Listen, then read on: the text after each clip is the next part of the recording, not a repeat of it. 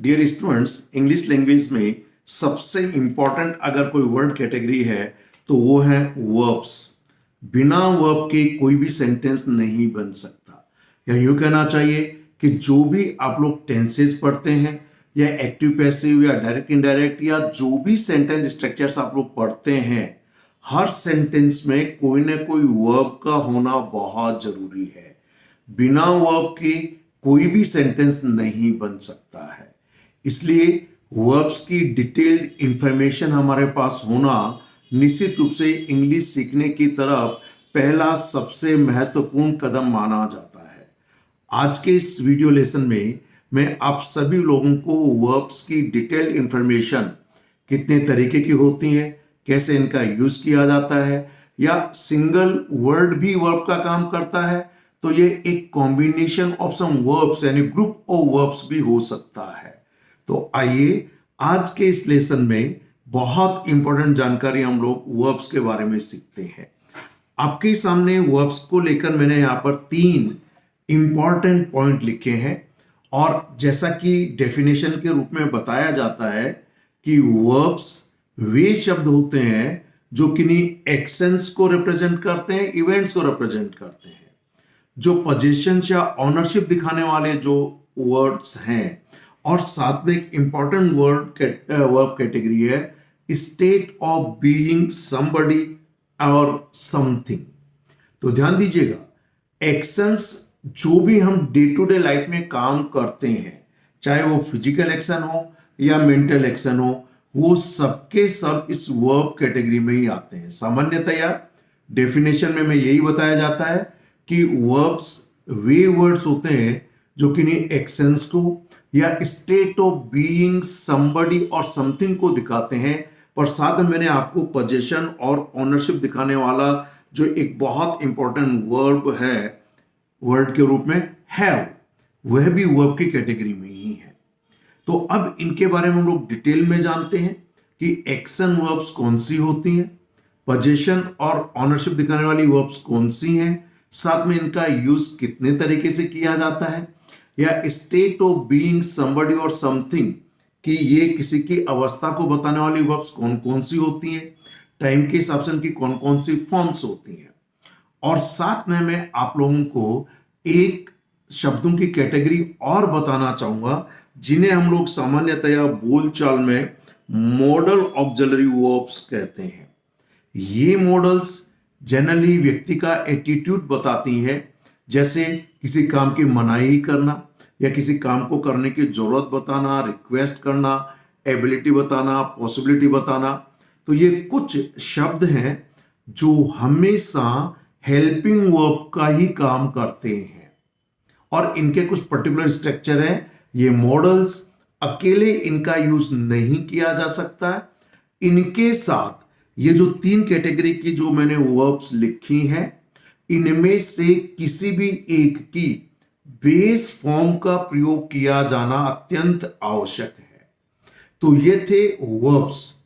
अब मैं आपको एक इंपॉर्टेंट पॉइंट बता दूं कि एक्शंस और इवेंट्स को कई बार मुझसे कक्षाओं में स्टूडेंट्स पूछते हैं कि sir how we can recognise और identify which words are the action verbs. तो इसके लिए मैं एक ही बात कहना चाहूंगा, क्योंकि हम ज्यादातर लोग हिंदी भाषी एरिया से हैं और डे टू डे लाइफ में हिंदी सुनते भी हैं और बोलते भी हैं। तो इतना ध्यान दे लीजिए कि जिन हिंदी के शब्दों के अंत में ना आ जाता है, मैंने लिखा जिन हिंदी के शब्दों के ना लास्ट में क्या जाता है, ना आ जाता है, वे जनरली, मैंने 100% नहीं बोल रहा हूं, जनरली एक्शन वर्ब्स होती हैं। जैसे खाना, पीना, उठना, खेलना, कूदना, नहाना, धोना, सोना, जागना, मारना, पीटना, हंसना, लिखना, देखना, उछलना, कूदना, आना, जाना। और यही तो एक्शन हम डे टू डे लाइफ में करते हैं। तो देखिए सभी में ना आए, ये सिंगल वर्ड है, खाना, पीना, उठना, खेलना, कूदना। कभी कभी कुछ वर्ब्स 2 शब्दों से बनता है, जैसे कि अचीव, तो प्राप्त करना, लेकिन लास्ट में आया तो ना, प्राप्त करना। क्लियर? जैसे ईट, खाना, खाना। तो यहां पर चाहे वो 2 शब्दों से बने, चाहे सिंगल वर्ड हो, सामान्यतया जिन शब्दों के हिंदी शब्दों के लास्ट में ना आता है उन्हें हम लोग एक्शन वर्ब्स कहते हैं। और ये इंग्लिश लैंग्वेज में अनलिमिटेड है, अनलिमिटेड। और टाइम के हिसाब से इन एक्शन वर्ब्स की अलग अलग फॉर्म्स का प्रयोग किया जाता है। ध्यान दीजिए, इन एक्शंस की अलग अलग फॉर्म्स का प्रयोग हम दो तरीके से करते हैं। नंबर एक, टाइम के आधार पर। दूसरा, उस एक्शन के होने के एस्पेक्ट के आधार पर, क्या वो अभी चल रहा है या क्या पूरा हो चुका है या अभी चल रहा और आगे चलने की भी संभावना है। तो उन्हें हम एस्पेक्ट के आधार पर भी इंडेफिनिट, कंटिन्यूअस, परफेक्ट और परफेक्ट कंटिन्यूअस में डिवाइड करते हैं। और टाइम के हिसाब से इन एक्शन वर्ब्स को प्रेजेंट, पास्ट, फ्यूचर में डिवाइड करते हैं। तो एक इंपॉर्टेंट पॉइंट कि एक्शन वर्ब्स की पहचान जिन हिंदी शब्दों के लास्ट में ना आ जाए वो एक्शन वर्ब्स मानी जाती है। जनरली ये रूल सब जगह लागू होता है, एक्सेप्शन इसके कुछ अलग हो सकते हैं। सेकंड नंबर मैंने कहा पोजेशन या ओनरशिप। ये मात्र एक ही वर्ब है, हैव, और ये बेस फॉर्म है। इसकी सिंगुलर फॉर्म होती है हैज, इसकी पास्ट फॉर्म होती है HAD, हैड। क्लियर है। साथ में ये हैव एक मल्टीपर्पज वर्ब है। ये पोजेशन और ओनरशिप दिखाने के अलावा कुछ अदर एक्शन वर्ब्स के रूप में भी इसका प्रयोग होता है, जैसा कि खाना, पीना, प्राप्त करना, होना। इनके सेंस में भी हैव का यूज होता है। जैसे कि generally I have a cup of T early in the morning, तो यह इस हैव का यूज पीने के सेंस में हो गया। Generally I have my breakfast at 8 o'clock in the morning, तो यहां पर यह हैव ईट के सेंस में भी हो गया। तो यह एक मल्टीपर्पज वर्ब है। यह पोजेशन और ओनरशिप दिखाने के अलावा कुछ एक्शन वर्ब को रिप्रेजेंट करती है। साथ में इसी हैव से हम लोग इसको मॉडल वर्ब के रूप में हैव टू, हैज टू के रूप में करते हैं, और साथ में पॉजिटिव वर्ब्स के रूप में भी इसका यूज होता है। क्लियर। नेक्स्ट इंपॉर्टेंट वर्ब है स्टेट ऑफ बीइंग समबडी और समथिंग। किसी व्यक्ति या वस्तु, एनिमल, प्लेस के कुछ होने के बारे में। बीइंग यानी बी यानी होना, तो उसके कुछ होने की स्टेट, अवस्था को बताया जाता है। सामान्यतया ये जो वर्ब्स होती हैं ये वर्ब टू बी कहलाती हैं। वर्ब बी मीन्स होना या बनना, जो कि इसका शाब्दिक अर्थ है। और इस बी की जो टाइम के सबसे अलग अलग फॉर्म्स है, प्रेजेंट फॉर्म में बी की प्रेजेंट फॉर्म ही होती हैं is, are, am. Past form होती है वॉज एंड वर। मॉडल्स के पास हमेशा बेस फॉर्म बी का यूज होता है। और मैंने फोर्थ नंबर पे कहा मॉडल्स, ये अकेले कभी भी यूज नहीं होती। इन मॉडल्स के साथ ये जो आपके सामने मैंने जो 3 वर्ब्स लिखी हैं, इनमें से चाहे एक्शन हो, चाहे पोजीशन हो, चाहे स्टेट ऑफ बीइंग हो, ये मॉडल वर्ब्स के साथ प्रयोग इनका किया जाता है। ये मॉडल ऑक्सिलरी वर्ब्स कभी भी अकेले यूज नहीं होती। इनके साथ कोई एक्शन वर्ब्स, पोजीशन या स्टेट ऑफ बीइंग दिखाने वाली वर्ब की बेस फॉर्म का प्रयोग किया जाता है।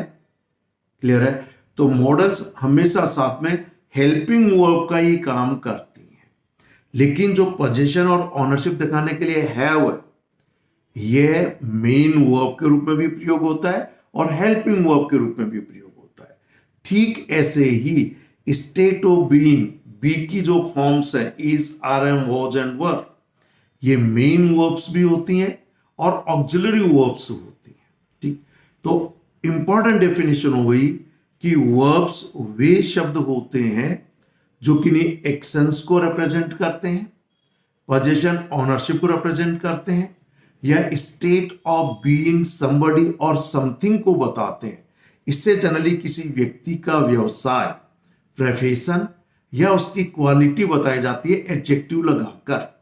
इन्हें हम सामान्य बोलचाल में लिंकिंग वर्ब भी कहते हैं। एलवी मीन्स लिंकिंग वर्ब या लिंक वर्ब भी कहते हैं। क्लियर। ये थी वर्ब्स की डेफिनेशन। आइए अब एक्शन वर्ब्स की कुछ और इंपॉर्टेंट इंफॉर्मेशन हम लोग यहां पर लेते हैं, और वह यह है कि जो एक्शन वर्ब्स हैं टाइम के हिसाब से इनकी अलग अलग फॉर्म्स होती हैं। साथ में एक्शन के होने की स्टेट बताने के लिए, यानी उसके अलग अलग एस्पेक्ट बताने के लिए हम इनकी अलग अलग फॉर्म्स का यूज करते हैं। तो ये कौन कौन सी फॉर्म्स हैं एक्शन वर्ब्स की? सबसे पहले मैंने लिखा प्रेजेंट फॉर्म। क्लियर? सामान्यतया सामान्य बातचीत में हम इस प्रेजेंट फॉर्म को, चूंकि ये एक नंबर पर आता है इसलिए फर्स्ट फॉर्म कह देते हैं, पर सही ग्रामेटिकल नेम जो है इसका वो होता है प्रेजेंट फॉर्म। फर्स्ट फॉर्म का ही कहने का दूसरा तरीका है प्रेजेंट फॉर्म, या प्रेजेंट फॉर्म को कहने का दूसरा तरीका हमारे हिंदी भाषी लोगों के लिए होता है फर्स्ट फॉर्म। क्लियर? इस फर्स्ट फॉर्म को मैंने दो में डिवाइड किया है। एक मैंने कहा बेस फॉर्म, ये ओरिजिनल वर्ब की फॉर्म को जो कहते हैं उसे बेस फॉर्म कहते हैं या रूट फॉर्म कहते हैं। जैसे कि go, come, reach, arrive, teach, play, buy, bought, come, ये सब बेस फॉर्म है, रूट फॉर्म है। ठीक? इसी बेस फॉर्म में प्रेजेंट इंडेफिनिट के थर्ड पर्सन सिंगुलर सब्जेक्ट के साथ इस बेस फॉर्म में एस या एस जोड़ दिया जाता है, इसलिए हम इसको बी कैटेगरी में डाला, एस या एस फॉर्म। ये सब्जेक्ट के हिसाब से यूज किया जाता है पर है ये प्रेजेंट फॉर्म। क्लियर है? अब आइए, मैंने 2 नंबर पर लिखा है पास्ट फॉर्म। इसी पास्ट फॉर्म को सामान्य बोलचाल में हम लोग बोलते हैं सेकंड फॉर्म, लेकिन इसका सही ग्रामेटिकल टर्म है पास्ट फॉर्म। पास्ट फॉर्म का यूज हम केवल और केवल पास्ट इंडेफिनिट अफर्मेटिव में ही करते हैं इसका यूज। क्लियर? आइए, देन थर्ड नंबर पर लिखा है और मैंने लिखा पास्ट पार्टिसिपल। अब हो सकता है आप में से 90, जो मेरा एक्सपीरियंस कहता है क्लासेस में पढ़ाने का, 90% स्टूडेंट्स को पार्टिसिपल्स क्या होता है इसकी जानकारी नहीं होती है। पर मैंने यहां पर एक डिफिकल्ट सा वर्ड यूज कर दिया, पास्ट पार्टिसिपल।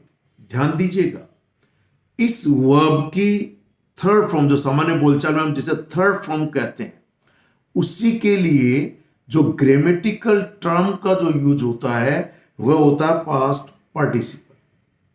क्लियर है? तो अब मैं निश्चित रूप से I will take some time and explain in detail about this participle. Remember, participles are the verb forms which can be used verb as well as an adjective. कहने का तात्पर्य यह है, वर्ब की कोई फॉर्म जिसे हम लोग वर्ब के साथ साथ एडजेक्टिव का यूज कर सकें उसे हम पार्टिसिपल कहते हैं। पार्टिसिपल की डेफिनेशन फिर समझ लीजिए, वर्ब की कोई फॉर्म जो वर्ब के साथ साथ एडजेक्टिव का काम करती है तो उसे पार्टिसिपल कहते हैं। क्लियर? और एक मैं ग्रामेटिकल टर्म यहीं पर और एक्सप्लेन करना चाहूंगा और यह होता है जेरेंट। क्या यूज किया मैंने? जेरेंट। अब मैं आप लोगों को बताना चाहूंगा, देखिए आप लोगों ने सामान्यतया थर्ड फॉर्म के बाद पढ़ा होगा आईएनजी फॉर्म, पढ़ा है ना? क्योंकि हम नंबर पहले नंबर पर लिखा है इसलिए बोल देते हैं फर्स्ट फॉर्म, दूसरे नंबर पर लिखा है इसलिए बोल देते हैं सेकंड फॉर्म, तीसरे नंबर पर लिखा है इसलिए बोल देते हैं थर्ड फॉर्म, और फोर्थ नंबर पर हम बोलते हैं आईएनजी फॉर्म। ये आईएनजी हमेशा वर्ब की बेस फॉर्म में ही प्रयोग किया जाता है। किसमें? सिर्फ बेस फॉर्म में ही इसका यूज होता है। इस बात को आपको ध्यान रखना चाहिए। हालांकि कभी कभार बेस फॉर्म के जो अंतिम लेटर हैं, जैसे कि ई है या वाई है, तो कुछ पर्टिकुलर रूल्स के तहत और इवन कुछ कॉन्सोनेंट डबल हो जाते हैं, तो वो रूल्स युवाम की ग्रामर बुक में आपको मिल जाएंगे या जो भी ग्रामर बुक उसमें मिल जाएंगे, आप उसे पढ़ सकते हैं। अब मैंने कहा वर्ब की आईएनजी फॉर्म के 2 ग्रामेटिकल नेम है। पहला है इस ग्रामेटिकल वर्ब की आईएनजी फॉर्म को हम जेरेंट भी कहते हैं, तो दूसरा मैंने यहां लिखा प्रेजेंट पार्टिसिपल आईएनजी फॉर्म के आगे। इट मींस आईएनजी फॉर्म को हम प्रेजेंट पार्टिसिपल भी कह सकते हैं। फिर यहां पर सवाल यह उठा कि साहब पार्टिसिपल तो थर्ड फॉर्म भी होता, बिल्कुल सही है। जब थर्ड फॉर्म भी वर्ब के साथ साथ एडजेक्टिव का काम करे तो पास्ट पार्टिसिपल है, और यही वर्ब की आईएनजी फॉर्म वर्ब के साथ साथ एडजेक्टिव का काम करे तो इस आईएनजी फॉर्म को बोला जाता है प्रेजेंट पार्टिसिपल। लेकिन यदि इस वर्ब की आईएनजी फॉर्म वर्ब के साथ साथ नाउन का काम करे तो इसे कहते हैं जेरेंट। मैं एक आपको बहुत कॉमन सा एग्जांपल बताता हूं। आप सभी स्टूडेंट्स को, आप मोटरसाइकिल भी चलाते हैं, आपके घर परिवार में कोई भी व्हीकल है तो आपके पेरेंट्स चलाते हैं या आप चलाते हैं। निश्चित रूप से इस व्हीकल को चलाने के लिए आपको गवर्नमेंट के डिपार्टमेंट से एक लाइसेंस लेना पड़ता है, और उस लाइसेंस को हम लोग बोलते हैं ड्राइविंग लाइसेंस। क्या बोलते हैं? Driving licence. और अगर वो सीखने के दरमियान अगर लाइसेंस लेते हैं तो इसे हम कह देते हैं लर्निंग लाइसेंस। सो ये ड्राइविंग ड्राइव से आया, लर्निंग लर्न से आया। क्लियर? लेकिन ये उस लाइसेंस के पहले आईएनजी फॉर्म का आपने यूज किया जो उस लाइसेंस की विशेषता बता रहा है, तो फिर ये दोनों जगह पर आईएनजी फॉर्म प्रेजेंट पार्टिसिपल का काम कर रहा है, क्योंकि लाइसेंस की विशेषता बता रहा है, विशेषता बताने वाले शब्द एडजेक्टिव होते हैं। अब मैं कंप्लीट सेंटेंस बोलता हूं। Driving without a driving licence is punishable. फिर समझिएगा इस सेंटेंस को। Driving without a driving licence is punishable. Hindi में मीनिंग है कि बिना ड्राइविंग लाइसेंस के ड्राइविंग करना दंडनीय है। तो सब्जेक्ट क्या है सेंटेंस का? ड्राइविंग। और सब्जेक्ट क्या होता है जनरली? कोई ना कोई नाउन या प्रोनाउन। और ऑब्जेक्ट भी क्या होता है जनरली? कोई ना कोई नाउन या प्रोनाउन और उनके इक्विवेलेंट वर्ड्स। तो पहला ड्राइविंग जो मैंने कहा, driving without driving licence is punishable, तो पहला ड्राइविंग यहां पर जेरेंड है जो सब्जेक्ट का काम करता है। सब्जेक्ट कोई ना कोई नाउन होता है, तो वर्ब का भी काम कर रहा है और नाउन का भी। और जो लाइसेंस के पहले ड्राइविंग लगा है वो है present participle, driving licence, learning licence. Clear? तो ध्यान दीजिएगा, पार्टिसिपल्स क्या होते हैं?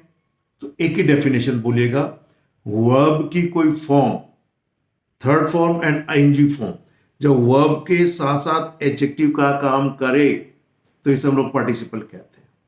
लेकिन जब वर्ब की आईएनजी फॉर्म वर्ब के साथ साथ नाउन का काम करे तो इसे हम लोग जेरेंड कहते हैं। क्लियर है? तो ये हो गया फोर्थ नंबर पर आईएनजी फॉर्म। और नेक्स्ट है इंफिनिटिव वर्ब। इसको इंफिनिटिव वर्ब कीजिएगा। टू फॉर्म ऑफ वर्ब सामान्य बोलचाल में कहते हैं, और टू के बाद वर्ब के रूप में हमेशा बेस फॉर्म का यूज होता है। कभी कभी एक्सेप्शनली इस टू के बाद जेरेंड के रूप में आईएनजी फॉर्म आता है, क्योंकि जेरेंड आईएनजी फॉर्म होता है जब नाउन का काम करे तो, पर आईएनजी फॉर्म अगर एडजेक्टिव का काम करे तो प्रेजेंट पार्टिसिपल है। तो टू के बाद हमेशा बेस फॉर्म, जैसे to go, to come, to learn, to teach, to play, to study. Clear है?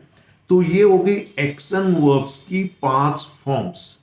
ये अलग अलग टेंस को रिप्रेजेंट करती हैं, साथ में उन एक्शंस की अलग अलग स्टेट यानी उसके एस्पेक्ट को रिप्रेजेंट करते हैं। जैसे पास्ट पार्टिसिपल कंप्लीटेड एक्शन को रिप्रेजेंट करता है।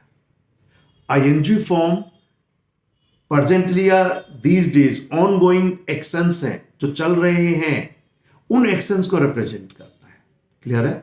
अब आइए इनके बारे में एक इंपॉर्टेंट इंफॉर्मेशन जो मैं अलग अलग तरीके से आपको यहां बताना चाह रहा हूं। ध्यान दीजिएगा, मैं बताना चाह रहा हूं इनके यूज।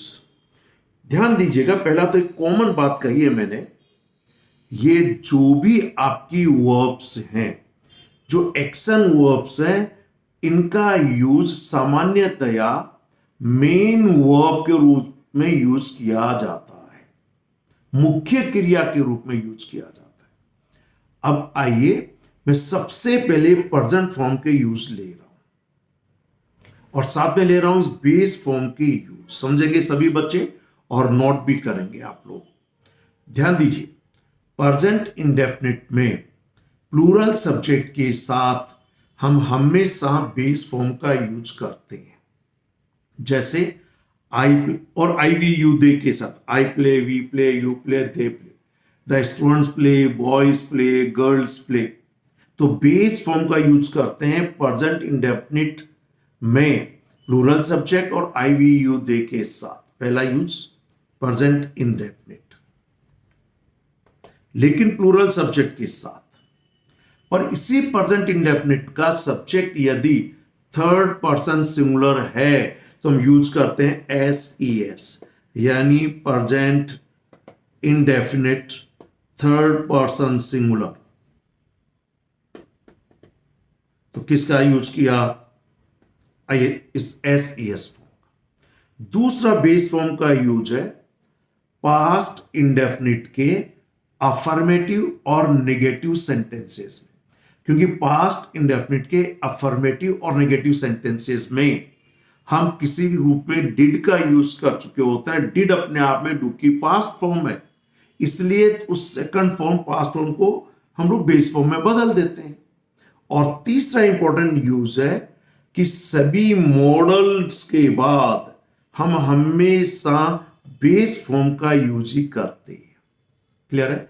और ये इन सभी जगह पर मेन वर्ब के रूप में यूज होता है।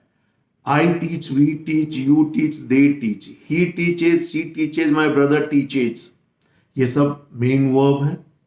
या आई डिडंट टीच और डिड यू टीच, तो डिड हेल्पिंग वर्ब है, टीच मेन वर्ब।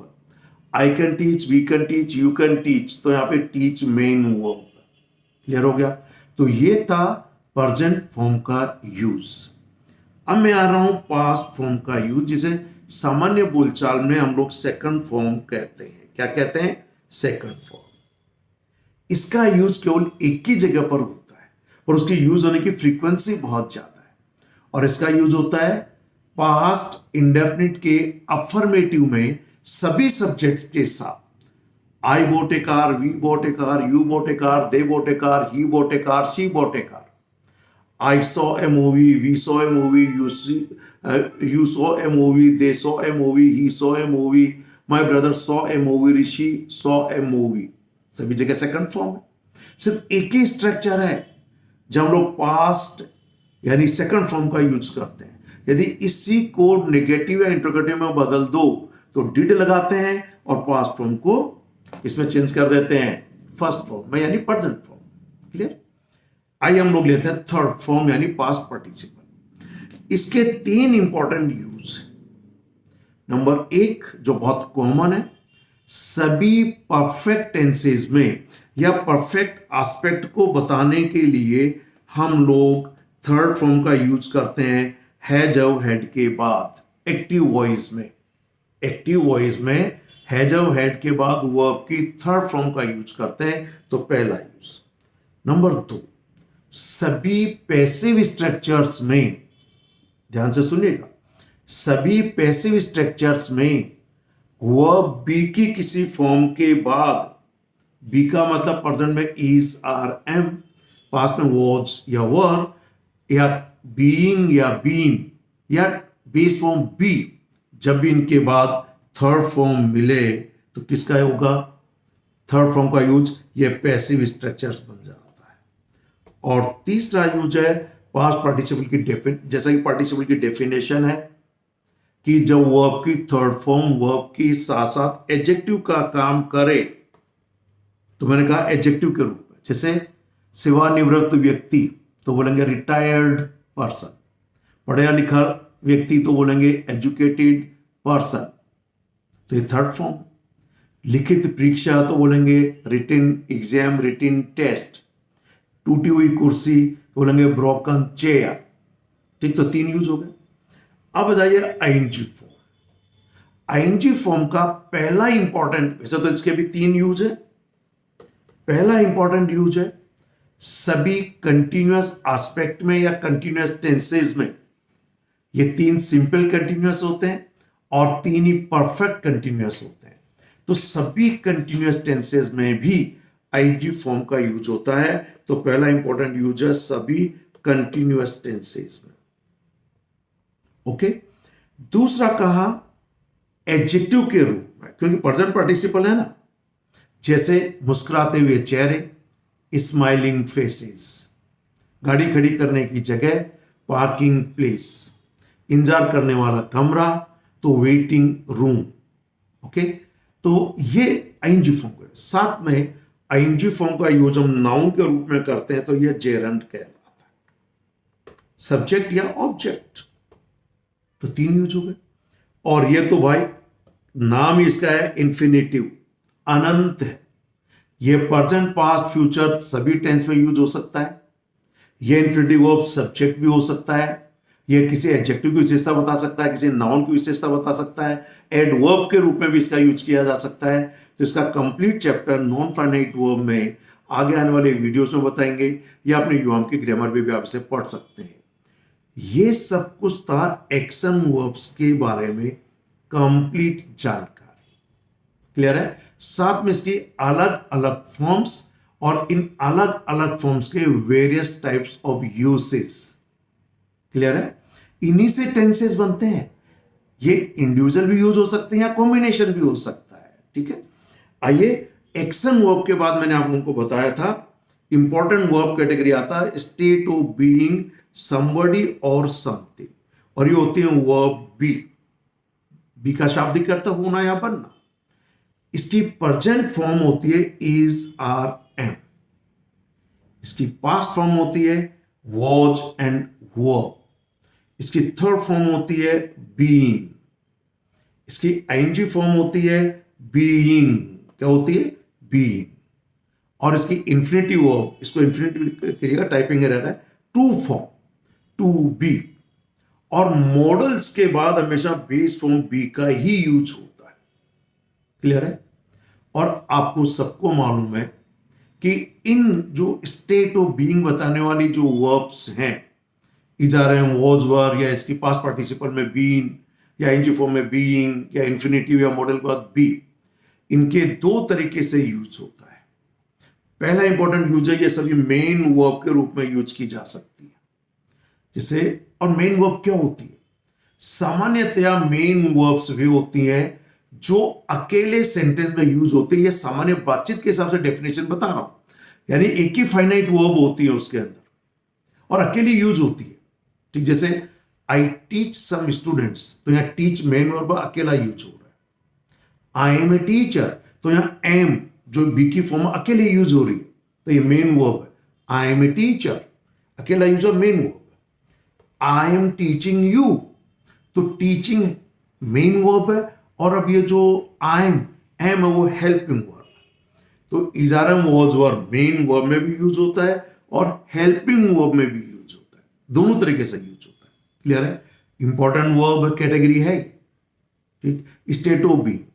इसके अलावा प्रेजेंट इंडेफिनिट को नेगेटिव और इंट्रोगेटिव बनाने के लिए, या पास्ट इंडेफिनिट को नेगेटिव या इंट्रोगेटिव बनाने के लिए हम डू, डज, डिड का यूज करते हैं। और ये डू, डज, डिड ये मेन वर्ब के रूप में भी यूज होता है। तो ये प्रेजेंट इंडेफिनिट और पास्ट इंडेफिनिट में हेल्पिंग वर्ब के रूप में भी यूज होता है। इसलिए इसकी जानकारी मैंने यहां एक नोट डाल के दी है, तो ध्यान दीजिएगा। सामान्यतया हम इनको लिंकिंग वर्ब भी कहते हैं, और ये किसी व्यक्ति के कुछ होने के बारे में जानकारी देते हैं या उसकी क्वालिटीज बताते हैं। व्यक्ति के साथ साथ एनिमल, प्लेस और थिंग के कुछ होने के बारे में। सामान्यतया कोई व्यक्ति, वस्तु, एनिमल, प्लेस क्या है, और क्वालिटी बताने के लिए कैसा है। Sir I am a teacher, तो मेरा व्यवसाय बता रहा है, मेरा प्रोफेशन बता रहा है। यू आर स्टूडेंट्स, तो आपके स्टूडेंट्स होने के बारे में बता रहा है। मैंने कहा आई एम सिंसियर, तो मेरी सिंसियर होने के बारे में बता रहा है। क्लियर है? और मैंने कहा यू आर सिंसियर, तो अब आपके सिंसियर होने के बारे में बता रहा है। इसके 2 बेसिक सेंटेंस स्ट्रक्चर है। पहला है कोई भी सब्जेक्ट या कोई ना कोई नाउन या प्रोनाउन होगा, इस सब्जेक्ट के हिसाब से और टेंस के हिसाब से आप यहां पर लिंकिंग वर्ब के रूप में बी की अलग अलग फॉर्म इजारा मौजूर का यूज करते हैं। और पहला स्ट्रक्चर आप यहां नाउन का यूज कीजिए, जैसे कि I am a teacher, you are students. ठीक। नंबर 2, जो भी सब्जेक्ट है सिंगुलर है या प्लूरल है टेंस के हिसाब से या आपकी आवश्यकता के हिसाब से, प्लस लिंकिंग वर्ब, सब्जेक्ट के हिसाब से टाइम के हिसाब से लिंकिंग वर्ब, प्लस यहां एडजेक्टिव लगाया जो उसकी क्वालिटी बताता है, जैसे I am sincere, you are sincere. तो स्टेट ऑफ बीइंग के दो स्ट्रक्चर है, बेसिकली तो दो ही हैं जो बेसिक स्ट्रक्चर है, बाकी फिर इसके अलग अलग फॉर्म्स और होती है। तो ये था स्टेट ऑफ बीइंग। क्लियर है? ध्यान दीजिए, जब ये मेन वर्ब है तो ये अकेले का यूज होता है, जब ये हेल्पिंग वर्ब है तो कंटिन्यूअस टेंसेस में इजारा मौजूद के बाद वर्ब की आईएनजी फॉर्म का यूज होता है, और यदि पैसिव स्ट्रक्चर है तो इजारा मौजूद के बाद ये तो हेल्पिंग वर्ब के रूप में यूज होगा और मेन वर्ब के रूप में थर्ड फॉर्म का यूज होगा। क्लियर? तो अगेन दो तरीके का स्ट्रक्चर आया। आइए थर्ड है पोजीशन या ओनरशिप दिखाने वाली वर्ब्स जो प्रेजेंट में बेस फॉर्म में हैव, सिंगुलर प्रेजेंट इंडेफिनिट की third person singular he she it के साथ यूज करते हैं हैज, पास्ट में सभी सब्जेक्ट के साथ हैड, और मैंने कहा ये मल्टीपर्पज वर्ब है। ठीक, प्रेजेंट फॉर्म में बेस फॉर्म इसकी होती है हैव, सिंगुलर फॉर्म जो प्रेजेंट इंडेफिनिट में यूज होता है वो होता है हैज, पास्ट फॉर्म में हैड, और इसके थर्ड फॉर्म पास्ट पार्टिसिपल भी है हैड, आईएनजी फॉर्म है हैविंग, इन्फिनिटिव फॉर्म है यानी टू फॉर्म है टू हैव। लेकिन मॉडल्स के बाद हमेशा बेस फॉर्म का यूज होता है हैव। ध्यान दीजिए, यह मल्टीपर्पज वर्ब है, जब हेल्पिंग वर्ब में इनका यूज होता है तो इनके बाद हमेशा वर्ब की थर्ड फॉर्म का यूज होता है परफेक्ट टेंसेस में, थर्ड फॉर्म। और अगर यह अकेला यूज और कुछ पोजीशन दिखाए, ऑनरशिप दिखाए या कुछ एक्शन वर्ब्स के रूप में इसका भाव हो तो ये मेन वर्ब होते हैं। जैसे आई हैव ए कार, तो हैव यहां पर मेन वर्ब है, I have bought a car, तो हैव यहां पर हेल्पिंग वर्ब है और बाई की थर्ड फॉर्म बॉट यहां पर मेन वर्ब। ठीक है, साथ में इसी हैज हैव का मॉडल वर्ब के रूप में भी यूज होता है, पॉजिटिव वर्ब के रूप में भी यूज होता है। क्लियर? तो ये मल्टीपर्पज वर्ब है, इसको और डिटेल में आने वाले टाइम में वीडियो में पढ़ेंगे और हैज हैव की जानकारी आपको पूरी होना चाहिए। पर ध्यान दीजिएगा, ये मेन वर्ब के रूप में भी यूज होता है और हेल्पिंग वर्ब के रूप में भी यूज होता है। तो मेनली जो वर्ब की डेफिनेशन पढ़ते हैं तो सिर्फ यही बताया जाता है कि वर्ब्स वे वर्ड्स होते हैं जो एक्शन को रिप्रेजेंट करें या ये स्टेट ऑफ बीइंग को बताएं, किसी के कुछ होने के बारे में जानकारी दें। पर मैंने साथ में जोड़ा पोजीशन और ऑनरशिप बताने वाले। और फोर्थ कैटेगरी ऑफ वर्ब्स है, इन्हें हम लोग मॉडल ऑक्सिलरी वर्ब्स कहते हैं। फुल नेम में लिख रहा हूं, मॉडल ऑक्सिलरी वर्ब्स, और यह हमेशा हेल्पिंग वर्ब का ही काम करती है और ये अलग अलग व्यक्ति का एटीट्यूड बताती है। क्या बताती हैं? Attitude, ability, possibility, necessity, compulsory, suggestion, advice, इन सबको रिप्रेजेंट करता है। तो अलग अलग एटीट्यूड बता रहा है। क्लियर है? ये कभी भी अकेले यूज नहीं हो सकती, यह हमेशा हेल्पिंग वर्ब होता है और इनके बाद हमेशा वर्ब की बेस फॉर्म का प्रयोग होता है। जनरली इनके बाद बेस फॉर्म जैसे आई can teach, he can teach, I could teach, I may teach, I might teach, I should teach, I must teach, तो सबके बाद टीच है। ये इसका इंडेफिनिट स्ट्रक्चर है। पर कुछ सेंस के हिसाब से इनका कंटिन्यूअस स्ट्रक्चर भी होता है। उस केस में मॉडल के बाद बी की बेस फॉर्म बी लिखी जाती है। इनमें से अधिकांश मॉडल का यूज परफेक्ट स्ट्रक्चर में भी होता है। उस केस में इसके बाद हैव का यूज होता है बेस फॉर्म के रूप में एंड देन थर्ड फॉर्म, और इसके बाद आईएनजी फॉर्म या फिर इसके बाद बेस फॉर्म डायरेक्ट। क्लियर? अब इनको मैंने देखे दो कैटेगरी, तो कहना चाहिए प्योर मॉडल, यह can, could, may, might, should, must, और एक ऑट टू है जिसका कि आजकल मॉडर्न इंग्लिश में इसका यूज बहुत कम होता है। यह ऑलमोस्ट ऑल चलन से बाहर है। साथ में शैल विल फ्यूचर को बताने के लिए, और वुड एक मल्टीपर्पज वर्ब है, ये प्रेजेंट पास्ट फ्यूचर तीनों में यूज हो सकता है। सामान्यतः ऑल्डन ग्रामर में कहते हैं कि should is the past form of shall, but this should is also now an independent verb. Though most of the teacher teach in the class, or even we study in grammar books also, that could is the past form of can. I do admit that it is the past form of can, but this could can be used in present tense also. Clear? So अब अपने आप को बहुत ज्यादा बांध के मत रखिए, रिजिड मत बनिए कि सब कुड तो हमेशा पास्ट फॉर्म होती है। नो, ये प्रेजेंट में भी यूज होती है। माइट भी प्रेजेंट पास्ट फ्यूचर तीनों में यूज हो सकती है। जैसे you might come here yesterday, past में यूज है। प्रेजेंट में कह सकते हैं यू माइट गो नाउ, अब आप जा सकते हैं। और मैं ये भी कह सकता हूं I might go to America next year, तो फ्यूचर की बात भी कर दी। ये मॉडल वर्ब्स हैं, लेकिन यहां मैंने 3 सेमी मॉडल का यूज यहां किया है। मैंने कहा नीड ऑर्डिनरी वर्ब भी होती है और मॉडल वर्ब भी होती है। जैसे आई नीड योर हेल्प, तो उनका मुझे आपकी सहायता की जरूरत है, तो ये नीड मेन वर्ब है। मैंने कहा I need not go there, तो नीड नॉट हेल्पिंग वर्ब और गो मेन वर्ब। इसलिए मैंने सेमी मॉडल कहते हैं, आदि है आदि नहीं, यानी ये ऑर्डिनरी वर्ब भी है और ये मॉडल वर्ब भी। ठीक है, जैसे डेयर, और साथ में यूज आप जानते हो अकेला use. I use electronic pen to write, तो मैंने कहा इलेक्ट्रॉनिक पेन का यूज करता हूं लिखने, पर इसी को मैंने कह दिया यूज टू। और specifically I have mentioned here the pronunciation of this modal, semi modal use to. ध्यान दीजिएगा, यूज की पास्ट फॉर्म, इस यूज की पास्ट फॉर्म एडजेक्टिव के रूप में या थर्ड फॉर्म के रूप में यूज करें, then it is always used. क्या कहलाएगी? यूज। जैसे कि पुरानी कार के लिए आप लोग यूज करते हैं ना, तो उसे कहते हैं यूज्ड कार, तो फिर यूज्ड बोलेंगे, यूज्ड कार, तो ये यूज्ड है।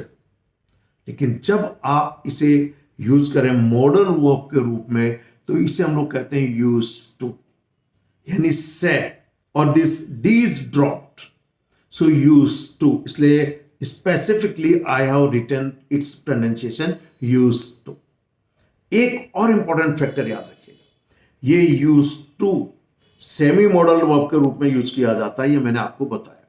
पर यही यूज टू एडजेक्टिव के रूप में भी यूज किया जाता है, उस सेंस में इसका यूज होता है किसी चीज का आदी होना, अभ्यस्त होना, हैबिचुअल होना, खासतौर से किसी नेगेटिव हैबिट का। क्लियर है? या पॉजिटिव भी हो सकते हैं, लेकिन आदी होना, तो इस यूज टू के यूज मॉडल वर्ब में भी होता है और एडजेक्टिव में भी। कॉम्पिटिटिव एग्जामिनेशंस में एग्जामिनर इसी बात का फायदा उठाकर इसके बारे में क्वेश्चंस पूछ लेते हैं, तो ये मॉडल भी है और साथ में एडजेक्टिव भी है। और एडजेक्टिव आप जानते हो कि लिंक सब्जेक्ट से जोड़ने के लिए लिंकिंग और भी ज्यादा मौजूद के बाद यूज किए जाते हैं। जैसे he is honest, he is honest, we are honest, you are honest, तो एडजेक्टिव के रूप में जब यूज होता है तो इसके पहले सब्जेक्ट प्लस बी की कोई फॉर्म प्लस यूज टू। पर जब ये मॉडल वर्ब के रूप में यूज होता है तो डायरेक्ट सब्जेक्ट के बाद यूज टू का यूज होता है। And then base form, use to का डिटेल में, और ये पास्ट हैबिट को दिखाता है। इसलिए हमने अपने जब हम क्लासेस में युवाम के में पढ़ाते हैं, और जो हमारी इवन ग्रामर बुक है उसके अंदर भी हम लोगों ने इसको पास्ट इंडेफिनिट के चैप्टर में पास्ट हैबिट में भी दिया है, इसे मॉडल वर्ब के चैप्टर में भी दिया है, और इसे एडजेक्टिव के रूप में भी इसका स्ट्रक्चर दिया गया है। सो डियर स्टूडेंट्स, ये सब कुछ था वर्ब्स के बारे में कंप्लीट इंफॉर्मेशन। फिर मैं आप लोगों को बताना चाहूंगा, बिना वर्ब के कोई भी सेंटेंस नहीं बन सकता। Verb is the most important part or element of a sentence without which no sentence can give any meaning. And also remember, only the verb forms indicate the tenses. और अगर आप tenses की definition की बात करें कि tenses कहते किसे हैं, तो टेंसेस का मतलब ये कोई ना कोई वर्ब फॉर्म्स जो किसी पर्टिकुलर स्पेसिफिकल टाइम को पॉइंट आउट करे, तो वही टेंस है। इसलिए without having complete knowledge of verbs, it's not possible for any person to have complete command of English grammar. So verb is the most important chapter, इसलिए आप इस पर पूरा ध्यान दें, अच्छे से समझें और आने वाले टाइम में इन वर्ब्स के जो अलग अलग एस्पेक्ट हैं, अलग अलग इसकी इंफॉर्मेशन है, वो मैं आपको आने वाले टाइम में, और जो वेरियस टाइप्स ऑफ वर्ब्स हैं वो भी मैं आने वाले वीडियोस में आप लोगों को बताऊंगा. Thank you very much. Have a nice day.